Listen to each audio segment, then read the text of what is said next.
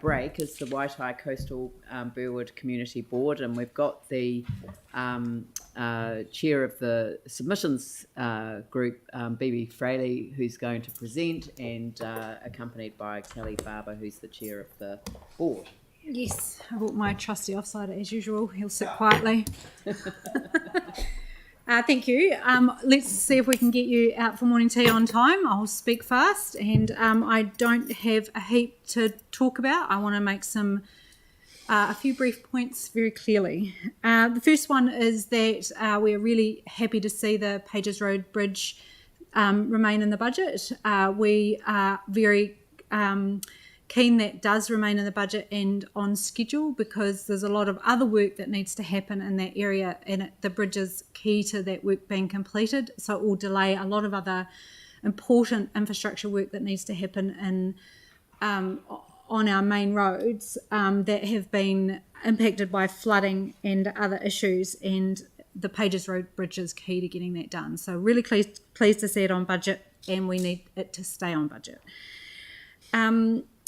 Just working through, I'm taking the report as read, obviously, but just working through some key things. The board understands the need for a rates increase, because we are coming to you asking for money, and we understand that there's an impact in rates increase for that, and we don't want to see a reduction in spending, because we think that the things that we're asking for are important to our ward, and as a council, it is your responsibility to pay for infrastructure, and it has to be paid for somehow. But also just hearing in our ward concern around the constant rate rises and the increased burden on our ratepayers, particularly in poorer suburbs, that they might have quite a big asset, but they're not cash rich. And thinking about just the way that people can get rates relief, and whether or not there are that the threshold for that rates relief can be increased as rates increase and inflation increases and everything else increase. So I think that needs to be considered.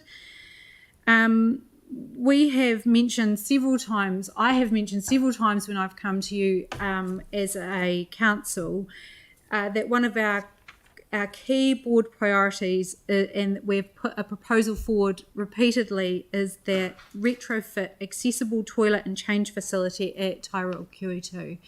Now, this has been an oversight when that facility was built. It's a long walk from somebody from the hydrotherapy pool or the pool to the change room and toilet, and for elderly people and people with accessibility issues, that is a significant issue and can create an embarrassing situation for some people. And we see it as a matter of dignity and just basic requirement that accessibility needs are met at that pool. We've got a plan about how we can do it. We have a budget for how we can do it. We just need to get it on budget and get it done. It's important and it's necessary. Also, a key focus for our board is tidying up. I've said this so many times, tidying up the legacy of the earthquakes. It feels like a broken record to you, and it does to us as well, that we are still dealing with a suburb that basic infrastructure hasn't been repaired, and it affects the mental health of our constituents, where they constantly drive past broken assets and broken roads, and we understand that it's going to take a long time. It's taking a long time to repair these things, and it's going to take a lot longer. There's a lot of damage, but we've identified some small things that might provide some benefit for our area. One of them being, can I move this forward myself? Great.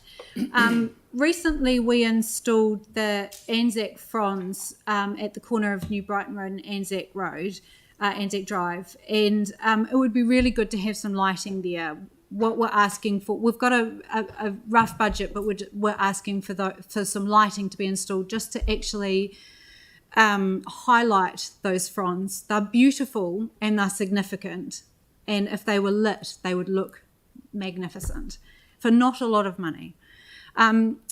Ironically, the second item, which comes before the recent occupation at Brooker Ave, we've had approaches from people who are interested in the idea of a camper van park in the red zone at Brooker Ave. So clearly it's being identified as somewhere nice to camp. And we'd like to just investigate the feasibility of having a camper van area in that zone once the land has been transferred to council, whether that's a possibility and how much it would cost. And then one last thing, and I think it's something that should have happened already, and it's appalling that it hasn't. This is the Rāwhiti Domain car park. Now, if you look closely, you can actually see there's bits of metal sticking up out of this wood. The wood's out of alignment. It's actually a safety hazard. We've had a costing to get it repaired. It actually just needs to be done. This is a car park that's not just used by our local area. This is a destination that people visit from all over the city. We've put in requests for service, but it hasn't happened, and I think we just need to highlight that this car park needs a good fix. It needs to be repaired. And we think that these small things add up to positive impacts for our local people. And then just to raise again something I've talked about before also is that we understand that during COVID levels of service dropped and that it wasn't always easy to keep our wards looking sparkling. And we also understand that there's a big catch-up job to do and that we've had a very warm autumn and lots of rain and lots of sunshine and there's lots of weeding and gardening to be done. But we just want to remind you that while it seems unimportant, when you live in an area that's looking really shabby, you feel really shabby, and that those things are actually really important. It's really important to keep things looking neat and tidy and well kept. And that's all I've got to say. Kelly, would you add anything? Not really. Just that we do appreciate the attention that you give to our two wards. We've been very fortunate in the last couple of years to have some extra funding. COVID was a really good thing for us in terms of the government shovel-ready funding, which gave a great leap forward to a number of the organisations in our area that do a lot for the community, surf clubs, etc. So we just need to keep moving forward. The psyche of our area I feel is improving. There's a lot of really good things going on, a lot of developments, etc. And we just want to keep that moving. And as Bebe points out, levels of service around parks and things like that, they're very obvious things that make people feel like the area is not being cared for in a way that they would like. And so that's something that we've been focused on from day one. But that's all. Thank you, Bebe. I've got Mike, Celeste, Jake and Jimmy. Well, Celeste can go first then, as it's her area. She might ask the same question. Thanks, Mike.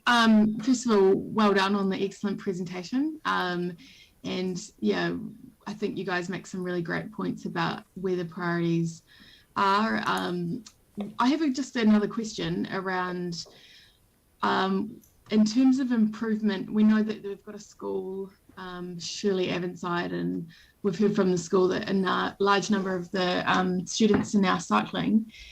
Do you think there needs to be a focus on improving the cycleway connections? So sort of improvements to some of the areas for people to just get round. We also know that a lot of people are cycling in from the city. So do you think there could be some improvements on that front to help with active transport in our ward? Yep, I think it's necessary. I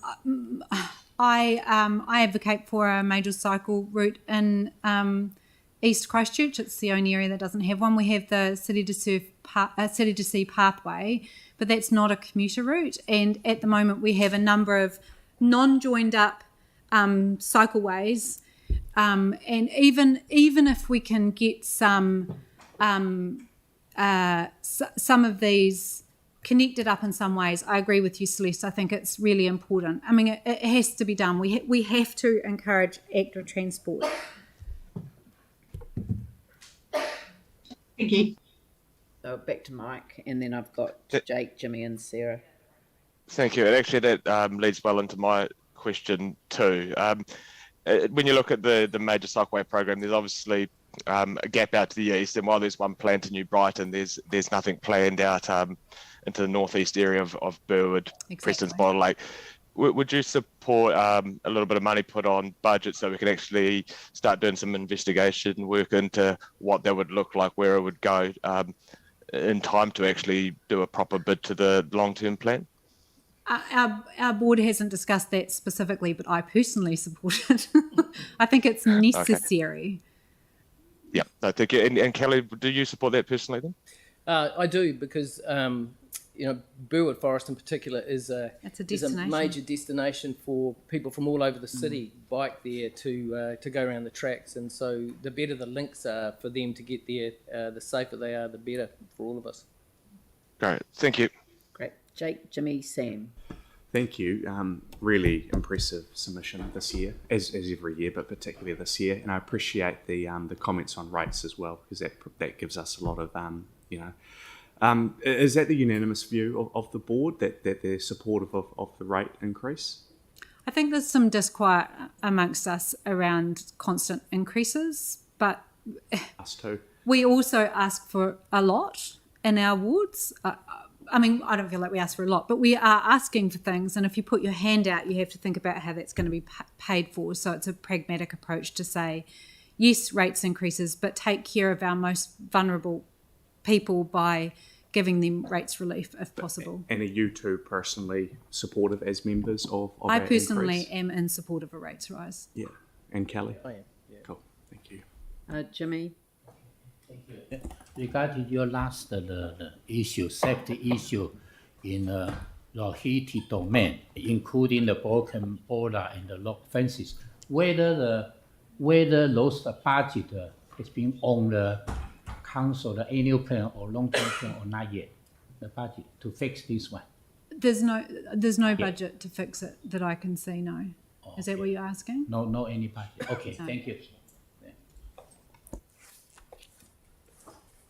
Thank you. I've got Sam and Yanni. I want to leave a bit of time just to go for you to speak to the other elements if you wish to. So if you're wishing to speak to the proposal to increase rates on vacant central city land and the opting out of curbside collection and targeted rate. Cool. Okay, I'll just ask Sam and Yanni. Yeah, no, thanks Bebe and Kelly for coming in and presenting. It's really useful to hear what's happening out your way. I really liked your focus on sort of getting the basics right, and I'm sure it probably goes without saying, but I know Dawn was probably writing at the time that the bollards should be sorted within the week. I mean, that kind of stuff shouldn't even happen. So I just wonder if, as an action, whether Dawn can, or Jane or someone can just get that sorted. Yeah, no, we'd like that fixed by well, I mean, By Friday. I'm actually was going to text the student volunteer army about it Yeah. and say, could you do a job or Rotary? Well, actually, yeah. I mean, it's just honestly, it's when you look at how much it costs the council to go to market and you know, and you add all that into a cost. There's a community. No, but you know what I'm. Yeah, no, I Get a working bee and get it No, done. That's an that was action, Yanni that said that, action not for me. the chief executive. Yeah. I'm on your side. I've Yeah. already made a note myself. Yeah, okay, good. No, good as gold. Thanks for that. I'm sure if needed, Kelly and Phil could go out and Bebe as well and fix it. Yeah. Absolutely. Probably. Please don't encourage that. See Phil and Phil will fix it. Yanni. Sorry, has the board lodged a CSR or done a governance request for the bollards or the Rafferty domain things to be tidied up? And if so, what was the response? We've used Snaps and Solve, so and usually there's no response to those. Jo's our Snaps and Solver, and she's sent thousands of them, and that's one of them. Right. We do them regularly. Do you think the structure's kind of working around the boards just being able to get stuff done in their local area that is of concern? I think there's a process, and this is part of the process, and we're here as a part of the process to get this highlighted. I wouldn't want to have to come to the annual plan hearing every year to talk about this stuff, but there's just the volume. It's such a huge volume. I don't know. The process isn't working particularly well, but I don't know what a different process is. So. What I don't understand is why can't your board just get this issue resolved with your local governance staff and council staff? Because the huge volume of these things, we'd be doing them all day. This is just one thing we want done of 1,000 things that look like this in our ward. So you're prioritising. We're prioritising this one Prioritising because this. it's a safety issue, and it's used by the whole city, not just by us. Yeah. Phil. Yeah, thank you, guys. And we're talking about prioritising. I think it's good that we maybe think about doing a cycleway out to Bottle Lake, but I'd rather see a cycleway of any sort there rather than spend too much money on something else that's way out. I'd rather see the one in Waitai Road, but particularly the one down the side of the river. That I think that's where. What's your question, Phil? What is that a question? Yeah, there's a question. We have talked about that, haven't we? Yes, we have.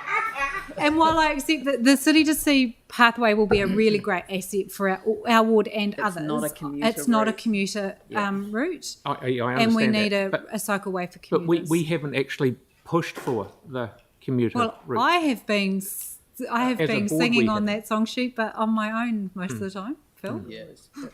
The board. Okay. Well, yeah. Okay. I know, but this is the thing. I mean, I should have perhaps pulled Jake up before. We're not here to poll individual members of community boards. Yeah. We're here to listen to the submissions that they've discussed and Oh, stop it. no, that's stop not it. fair. Stop it. I wanted to know But the split. yeah, we're here to listen to the community board's presentation. But there's obviously some work that needs to be done. I'd like to, rather than go back to people who've already had their question time, just give you a quick opportunity to speak to the proposal to increase rates on vacant central city land and opting out of curbside collection and targeted rate. Thank you. So we did talk about this. The board is in support of a new general rate differential for vacant central city land. I think it's a great idea. And actually we'd like to see this approach extended to other areas where land banking is occurring. So in New Brighton we experience land banking, and it would be, I mean, if it's something that is piloted and is working in the central city, then extending that out to other areas would be ideal in our view.